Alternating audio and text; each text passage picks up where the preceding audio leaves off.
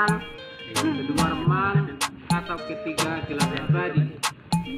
Untuk kedalaman air di sini bervariasi Bapak Ibu. Setelah kita melewati pagar atau pembatas, Nadia jangan turun, mundur aja. untuk kedalamannya mencapai kurang lebih 5 hingga 6 meter. Kemudian di zona kedua atau dikatakan zona remang, itu kedalamannya mencapai kurang lebih 9 hingga 10 meter. Dan di zona ketiga atau dikatakan zona gelap abadi, itu kedalamannya mencapai kurang lebih 11 hingga 12 meter. Itulah, itu pun nggak tahu. Nah, sebelum kita menyusuri Gua Pindul, perkenalkan nama pemandunya yang di depan sana namanya Mas Marno. Saya sendiri Agusman. Kita berdua akan mendampingi, terdiri dari 14 personil atau rombongan untuk menyusuri Gua Pindul. Kita ke sini. Yang ini adalah batu stalaktit pertama dan terbesar ketiga yang ada di dalam Gua Pindul. Jadi yang dikatakan batu stalaktit yaitu batu yang tumbuh dari atas ke bawah. Jadi yang dikatakan gua vertikal yaitu gua yang bolong dari atas ke bawah atau dari bawah ke atas. Nah, yang kita lewati ini yang dinamakan gua horizontal.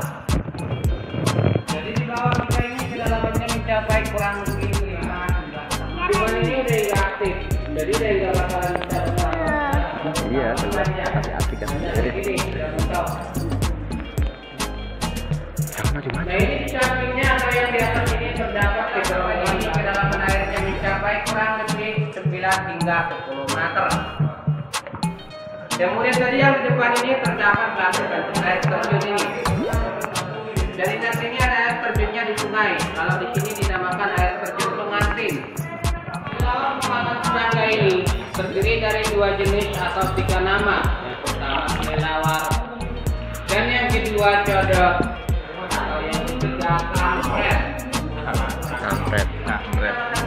Kolom terjadinya antara 2 perpaduan batu, stalaktit dari atas, stalaktit dari bawah.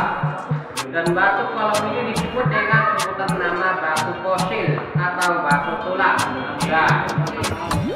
Nah, untuk batu tirai ini bukan karena diambil atau dipotong oleh masyarakat sekitar, melainkan diterjang banjir bandang yang menimpa Gua Pindul.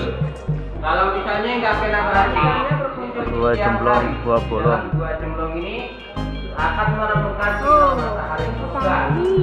Sinar matahari surga. 2010 ini pernah dipakai untuk pembuatan iklan rokok. Ya, jadi kalau nggak ke Lampung nggak boleh masuk. Yang pertama.